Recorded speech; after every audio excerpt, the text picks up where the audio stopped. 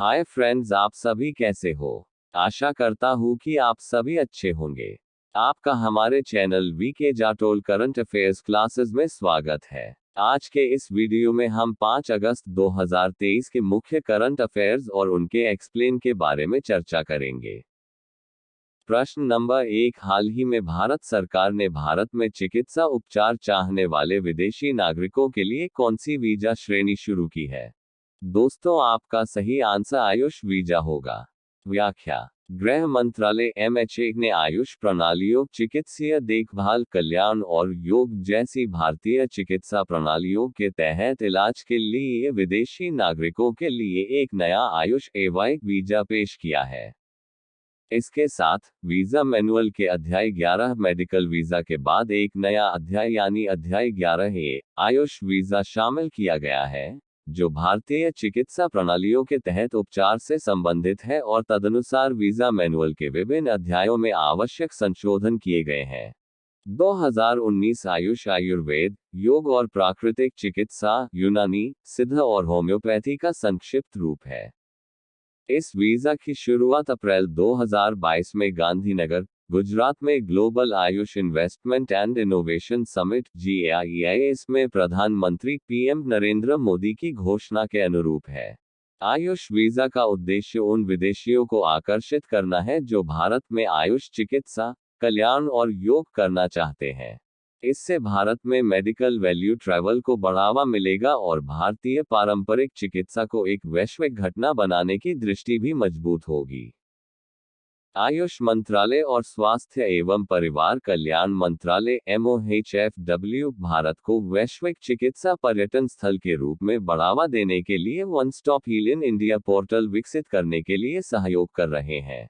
हाल ही में, इसने आयुर्वेद और चिकित्सा की अन्य पारंपरिक प्रणालियों में चिकित्सा मूल्य यात्रा को बढ़ावा देने के लिए भारत पर्यटन विकास निगम ITDC, पर्यटन मंत्रालय, भारत सरकार के साथ एक समझौता ज्ञापन MOU पर हस्ताक्षर किए। प्रश्न नंबर 2, हाल ही में वित्त मंत्रालय ने ऑल इंडिया और ONGC विदेश को किस श्रेणियों में पदोन्नत किया है। दोस्तों, आपका सही आंसर महारत्न और नवरत्न श्रेणियों में होगा। व्याख्या। भारत के वित्त मंत्रालय ने तेल क्षेत्र की 2 प्रमुख कंपनियों, ऑल इंडिया और ONGC विदेश को क्रमशः महारत्न और नवरत्न श्रेणियों में पदोन्नत किया, जिससे उन्हें निवेश, संयुक्त उद्यम स्थापना और अन्य वित्तीय निर्णयों के लिए अधिक स्वायत्तता प्रदान की गई। ऑल इंडिया, जिसे पहले नवरत्न कंपनी के रूप में वर्गीकृत किया गया था, को अब सम्मानित महारत्न का दर्जा दिया गया है, जिससे ये देश में 13वां महारत्न CPSE केंद्रीय सार्वजनिक क्षेत्र उद्यम बन गया है। ऑल इंडिया का समृद्ध इतिहास 1889 से है, जब भारत में पहली बार तेल की खोज की गई थी। पेट्रोलियम और प्राकृतिक गैस मंत्रालय के प्रशासनिक नियंत्रण के तहत ऑल इंडिया देश की दूसरी सबसे बड़ी राष्ट्रीय तेल और गैस कंपनी है। नवरत्न CPSE का दर्जा अपग्रेड प्राप्त करने के बाद कंपनी देश की 14वीं नवरत्न CPSE बन गई है। ONGC विदेश पेट्रोलियम और प्राकृतिक गैस मंत्रालय का एक हिस्सा है। ONGC विदेश का मुख्य ध्यान भारत की सीमाओं से परे तेल और गैस भंडार की खोज में है, जिसमें इन मूल्यवान संसाधनों की खोज, विकास और उत्पादन जैसी गतिविधियां शामिल हैं।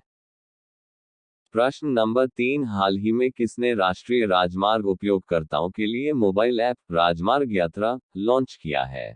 दोस्तों, आपका सही आंसर NHAI ने होगा। व्याख्या। राजमार्ग उपयोगकर्ता अनुभव को बेहतर बनाने और भारतीय राष्ट्रीय राजमार्गों पर निर्बाध यात्रा की पेशकश करने के लिए भारतीय राष्ट्रीय राजमार्ग प्राधिकरण NHAI ने राजमार्ग यात्रा मोबाइल एप्लीकेशन पेश करके एक महत्वपूर्ण कदम उठाया है। इस एकीकृत ऐप का उद्देश्य राष्ट्रीय राजमार्ग उपयोगकर्ताओं के लिए व्यापक जानकारी और कुशल शिकायत निवारण प्रदान करना है, जिससे यात्रा सुरक्षित और अधिक सुविधाजनक हो सके। राजमार्ग यात्रा ऐप को उपयोगकर्ता के अनुकूल बनाया गया है और यह गूगल प्ले स्टोर और iOS ऐप स्टोर दोनों पर डाउनलोड के लिए उपलब्ध है। यह ऐप वर्तमान में हिंदी और अंग्रेजी दोनों में उपलब्ध है, जो विभिन्न भाषाई पृष्ठभूमि वाले उपयोगकर्ताओं के लिए उपलब्ध है। इसके अलावा ऐप आसपास के टोल प्लाजा, पेट्रोल पंप, अस्पताल, होटल और अन्य आवश्यक सेवाओं के बारे में विवरण प्रदान करता है। उपयोगकर्ता सीधे ऐप के माध्यम से राजमार्ग से संबंधित मुद्दों की रिपोर्ट कर सकते हैं और बेहतर स्पष्टता और समझ के लिए जियोटैग किए गए वीडियो या तस्वीरें भी संलग्न कर सकते हैं। इलेक्ट्रॉनिक टोल संग्रह के लिए फास्टैग्स आवश्यक हैं, और ऐप उपयोगकर्ताओं को अपने फास्टैग्स को निर्बाध रूप से रिचार्ज करने की अनुमति देता है। प्रश्न नंबर 4, हाल ही में रुपे क्रेडिट कार्ड पर क्रेडिट ऑन यूपीआई को बढ़ावा देने के लिए किस बैंक ने कीवी के साथ साझेदारी की है? दोस्तों, आपका सही आंसर एक्सिस बैंक होगा। व्याख्या: यूपीआई पर क्रेडिट सक्षम करने में विशेषज्ञता वाली फिनटेक कंपनी कीवी ने अपने ऐप के माध्यम से जीवन भर मुफ्त axis bank quick credit card पेश करने के लिए एक्सिस बैंक के साथ साझेदारी की है। कीवी और एक्सिस बैंक की इस अनूठी साझेदारी का उद्देश्य ग्राहकों को क्रेडिट और कार्ड पुरस्कारों के लाभों का आनंद लेते हुए यूपीआई के तेज और सुरक्षित भुगतान की सुविधा प्रदान करना है। कीवी एक फिनटेक कंपनी है जो भारत में एक लोकप्रिय डिजिटल भुगतान platform UPI unified payments interface पर क्रेडिट सक्षम करने में माहिर है। कीवी का लक्ष्य अगले 18 महीनों के भीतर 10 लाख उपयोगकर्ताओं को निर्बाध ऑनबोर्डिंग और तत्काल वर्चुअल क्रेडिट कार्ड प्रदान करना है। कीवी की स्थापना वरिष्ठ फिनटेक विशेषज्ञों और बैंकिंग उद्योग के दिग्गजों सिद्धार्थ मेहता, मोहित बेदी और अनूप अग्रवाल ने की थी।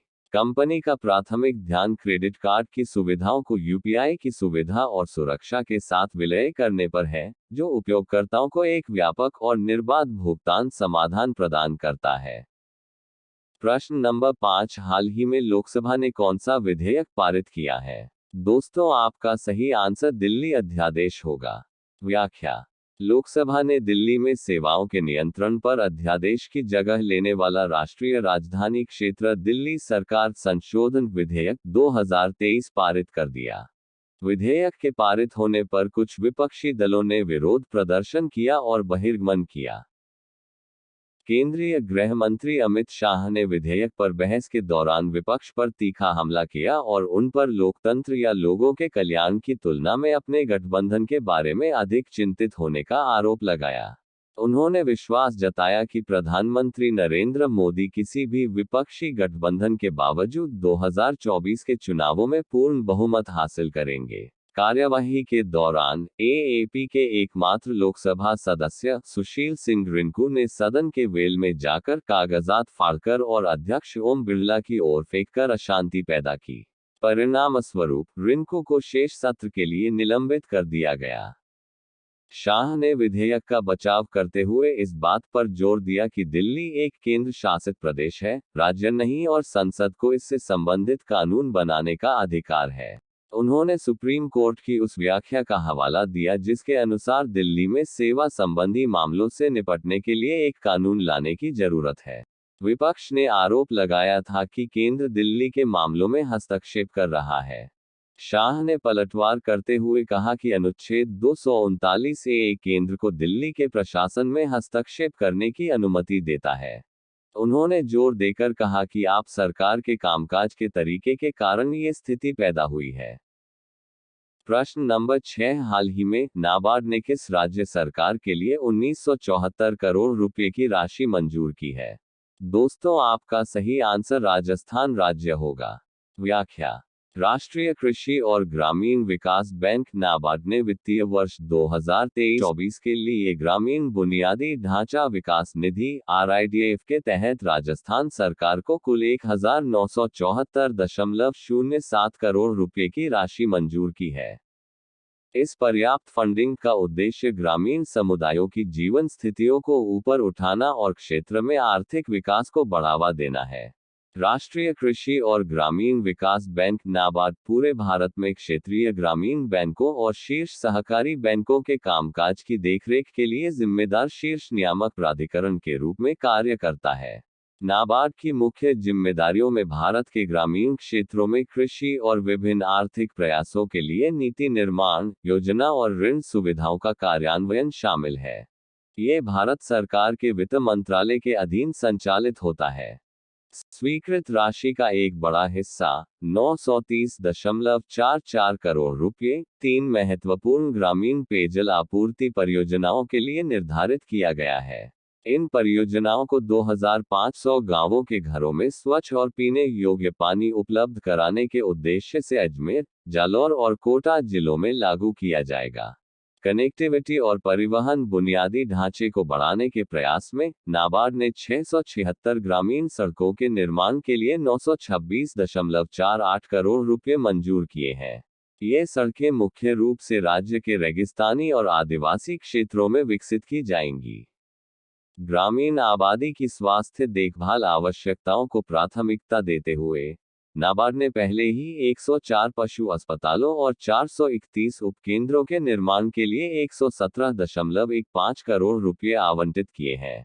ये स्वास्थ्य सुविधाएं राज्य के सभी जिलों में स्थापित की जाएंगी, जिससे ये सुनिश्चित होगा कि पशुधन मालिकों और किसानों को गुणवत्तापूर्ण पशु चिकित्सा सेवाएं मिल सकें। नाबार्ड 4.28 लाख हेक्टेयर कृषि भूमि को सूक्ष्म सिंचाई के तहत लाने के लिए राजस्थान सरकार के साथ भी सहयोग कर रहा है। इस प्रयास को सूक्ष्म सिंचाई निधि से 740 करोड़ रुपए की वित्तीय सहायता प्राप्त हुई है। नाबार्ड द्वारा समर्थित एक और महत्वपूर्ण बुनियादी ढांचा विकास परियोजना कोटा और बूंदी जिलों में 450 किलोमीटर लंबी मिट्टी की नहरों की लाइनिंग है। यह उपक्रम नाबार्ड इंफ्रास्ट्रक्चर डेवलपमेंट असिस्टेंस के तहत 623.38 करोड़ रुपए की वित्तीय सहायता के माध्यम से संभव हुआ है। राष्ट्रीय कृषि और ग्रामीण विकास बैंक नाबार्ड की स्थापना 12 जुलाई 1982 को हुई थी। नाबार्ड राजस्थान के मुख्य महाप्रबंधक डॉक्टर राजीव सिवाच। प्रश्न नंबर 7, हाल ही में कौन दक्षिण अफ्रीका में आयोजित ब्रिक्स शिखर सम्मेलन में हिस्सा लेंगे? दोस्तों, आपका सही आंसर प्रधानमंत्री नरेंद्र मोदी होगा। व्याख्या: भारतीय प्रधानमंत्री नरेंद्र मोदी 22 से 24 अगस्त 2023 तक जोहान्सबर्ग में ब्रिक्स शिखर सम्मेलन में भाग लेंगे। ये पुष्टि श्री मोदी और दक्षिण अफ्रीका के राष्ट्रपति सिरिल रामफोसा के बीच टेलीफोन पर बातचीत के बाद हुई है।